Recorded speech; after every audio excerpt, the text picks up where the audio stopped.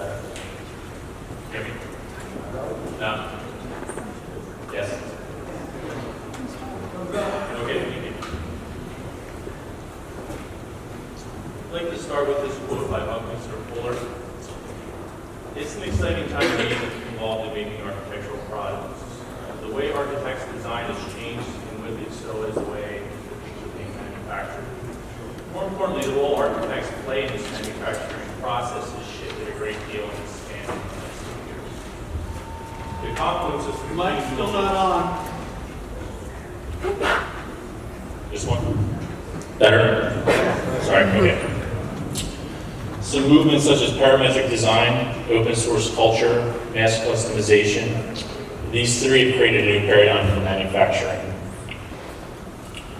A little bit of context I think is necessary because the areas of computation and computerization are often conflated. It's important to understand the difference. When we speak of computerization, it's the act of entering, processing, or storing information in a computer system. To paraphrase Costas Terzidas in his book Expressive Form, computerization is about automation, digitization, and conversion. Generally, it involves the digitization of entities, the processes that are preconceived, they're predetermined, they're already well-defined. In a contrast, I would say computerization and computation aims at emulating or extending the human intellect. It's exploratory by nature. It's about rationalization, reasoning, deduction, induction, extrapolation, and exploration, and some estimation. To the left is a diagram by Christopher Alexander. I'm sure most people have already seen it or something like it. In the early 60s, Alexander asserted that even ideas of quality control can be measured with binary values. As a designer, you have to determine what are the key variables and what factors drive the design. With these terms defined, I just want to give a kind of brief series of highlights of the history of computerization that affect our industry. The evolution that technology plays is actually very crucial when it comes to being a designer and a manufacturer in the age of parametrics. Industrial robots were introduced around 1961. They were mostly pick and place. They preceded the robots we use now. They're 3- and 4-axis machines that automated repetitive tasks. That's basically all they did. More impactful to architects around that time was the introduction of computer-aided drafting, or CAD. First CAD systems date around the 1960s, but these are mostly used in automotive and aerospace firms because those are the ones that had the money to use it, pretty much. It was a very pragmatic concern with that. In the early 70s, brought modeling and boundary representation into CAD. This is called BREP or BREPs. Boundary representation is just a method for representing solid shapes that use mathematical limits. It just is basically more efficient.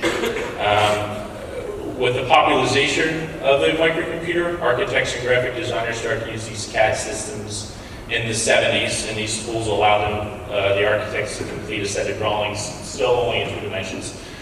Around 1989 was the introduction by a company called T-Flex, computer modeling based on parametric engines. Parametric modeling means for us that the model is defined by parameters rather than the geometry alone. For instance, a change in dimensions in one place also changes the other dimensions somewhere else and preserves a series of relationships that are crucial to the design. This would kind of be a precedence of them. Open source culture is another big influence. It's the open design of development of physical products, so machines and systems through use of publicly shared design information. The making of free and open source software as well as hardware, this is the Arduino microprocessor shown here, has produced an open source culture, and this is most notably seen in the maker movement of developing designers that create prototypes and production-ready components. And then finally, mass customization. So this video shows one of our trunk CNC machines punching, embossing, and cutting a panel. It just went back there and switched the tools out to change tasks. So a digital tool like this trunk is a universal machine. It does not care whether it's producing 1,000 similar or 1,000 different objects. If the desired component is non-standard, a custom component can be produced without much cost difference and no change to the machine itself. That's where the universal term comes from. The growth of 3D printing and laser cutters at the academic level are actually very crucial. They help spur the thinking behind mass customization, which is now a feature of computerized manufacturing. It's quite standard at this point. So, in terms of architecture, the impact, I'll start by looking just at an iterative loop. This is going to be kind of applied to the design process, this diagram of an algorithm. The no loop, if we look at the test, these constitutes the guts of the algorithm. After a no result, the code is modified to change the input, and the test is ran again. If a yes is returned, the input is sent to another operation. What's really important here are the iterative loops generated by the feedback. So the whole idea is to get feedback and enter the loop again. So I want to simply just represent this loop on the right as just a simple loop for our sake, because for a more realistic interpretation, you actually have to depict it in 3 dimensions. This is visualizing it like a double helix, where time is the vertical axis. So the active design is actually a complex network of interactions across teams. And the kind of connection is created by object-oriented modeling tools. They enable design to connect to the other iterative loops. Simultaneously, you also have fabrication, assembly, and construction information. With digital tools is a call for digital craftsmanship, so this is another impact on architecture. CAD drawings in offices, architecture and engineering offices. The precision doesn't really approach what's needed for fabrication. The details of geometry, transformation, and mathematics are typically hidden inside the CAD software. So now there's a need to expose this, understand it, and exploit it to arrive at a level of digital craftsmanship. First-hand example of this, of such demand, was from our work when I took this kind of extreme close-up of 4 of our wall adjoining panels. The design called for a minimal visibility between the seams, which do not break the perforation pattern. They actually fall right there. So the standard model for manufacturing is a linear one, with information flowing one way as the specialist responds to the demands of the generalist. The generalist sees the big picture, while the specialist focuses on specific scope only. I'd like to introduce a new agent to this diagram. Let's call it the localized generalist. This kind of localized generalist is directly involved in the manufacturing process and balances interests of the generalist and the specialist by communicating in both directions. They're responsible for integrating complex design, integration, and information. The wide range of variables and technical capabilities enable the generalist to define simply an early design intent, and then you can keep moving forward and refine through collaboration until a final design is released. So a new generation of architects have found themselves acting in this role. In the paper Designing Education, John Natazzi claims that they operate at the very core of increasingly complex digital information exchange that makes up a contemporary design workflow.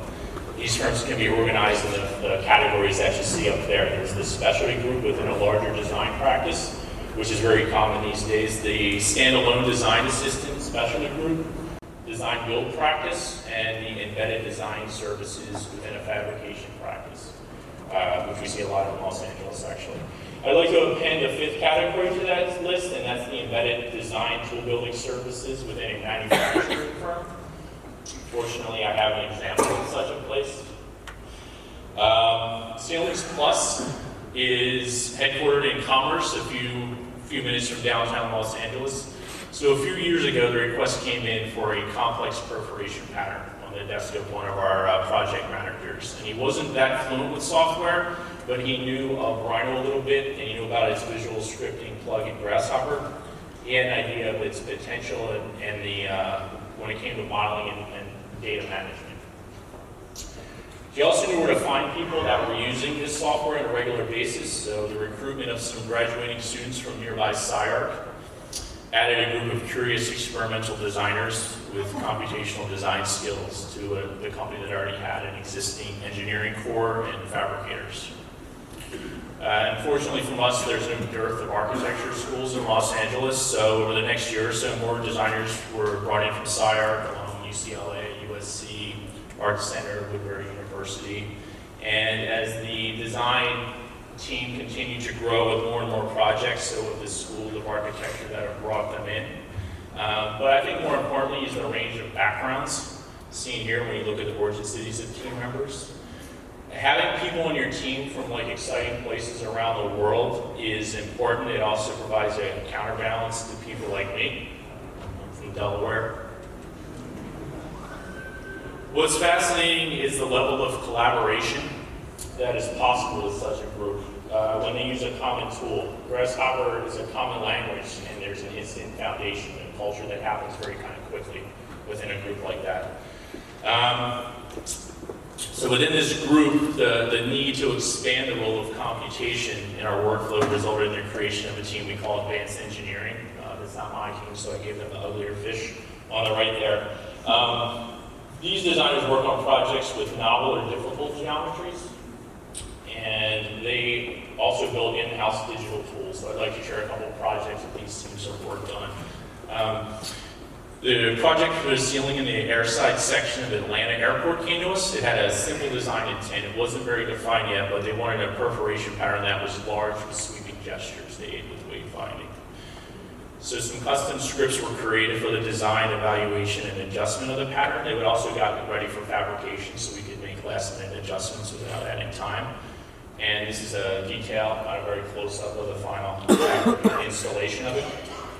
And as part of a design charrette with the architects, a large mock-up was installed. So this is attached to our headquarters next to the studio.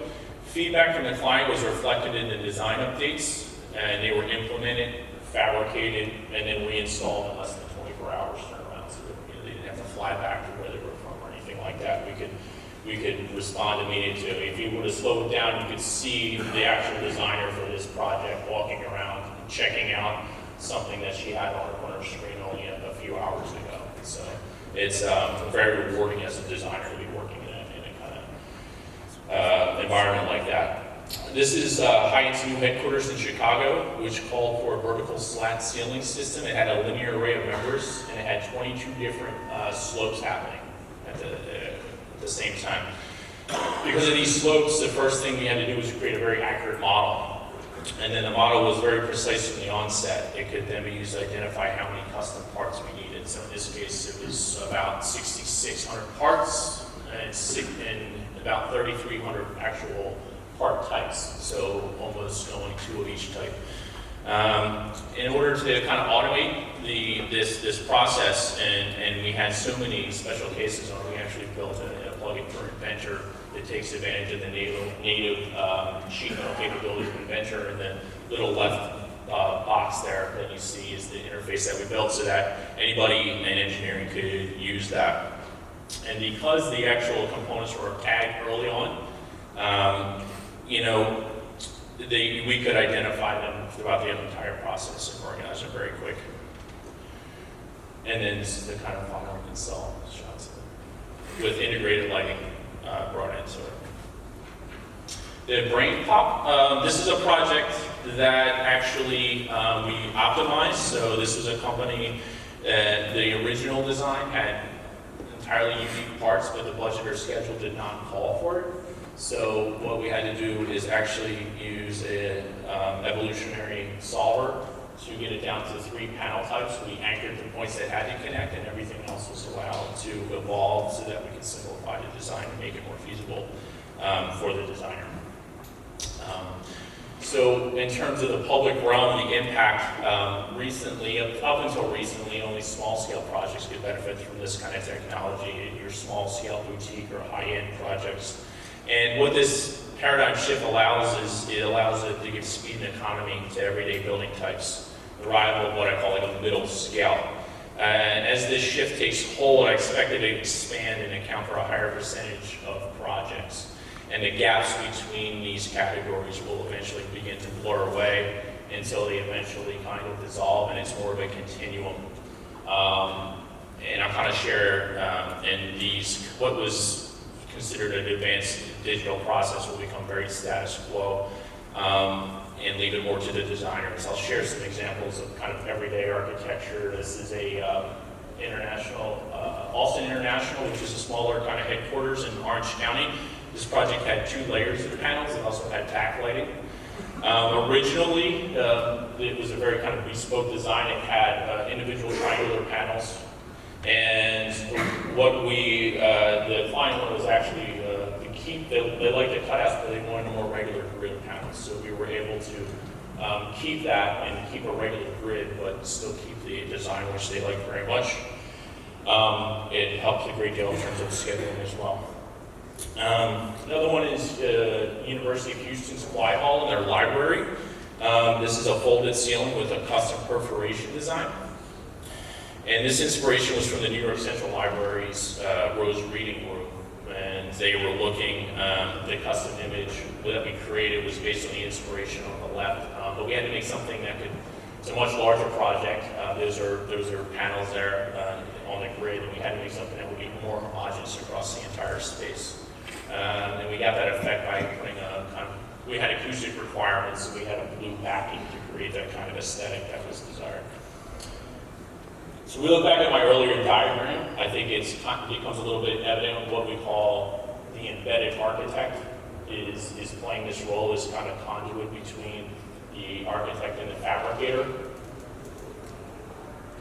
And with this becomes this almost like a master maker, like a hybrid of 2 different archetypes, where you would look at the old master builder archetype, this very kind of comprehensive understanding of process and construction, but you also have the maker, which is experimental and it's plugged into a network and quick feedback, quick iterations. This image is in our design studio. I think it's a kind of a good reflection of a master maker, what kind of space that they would kind of work in. Just randomly took that one Friday. So finally, if we just look at that diagram, all these ingredients, the computational design thinking, the digital craftsmanship, most importantly, curiosity. You have to have company-wide support with experimental freedom is required to make a designer capable of cross-disciplinary communication, someone with a comprehensive project vision, and capable of large-scale production. Brought some of our kind of work with us if you'd like to check it out. Thank you very much.